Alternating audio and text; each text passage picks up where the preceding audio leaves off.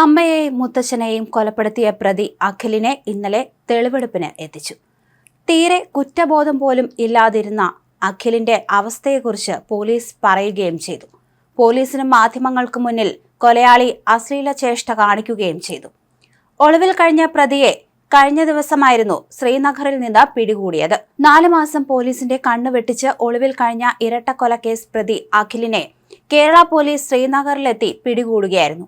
ഇക്കഴിഞ്ഞ തിങ്കളാഴ്ച കസ്റ്റഡിയിലെടുത്ത പ്രതിയെ നാട്ടിലെത്തിച്ചു.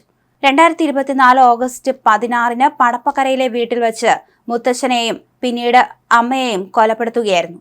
അടുക്കളയിൽ പോയി ഭക്ഷണമുണ്ടാക്കുകയും ചെയ്തു. സംഭവം ഇങ്ങനെയാണ്. ആദ്യം മുത്തച്ഛനെ കൊലപ്പെടുത്തിയ ശേഷം അഖിൽ അടുക്കളയിൽ പോയി ഭക്ഷണമുണ്ടാക്കി.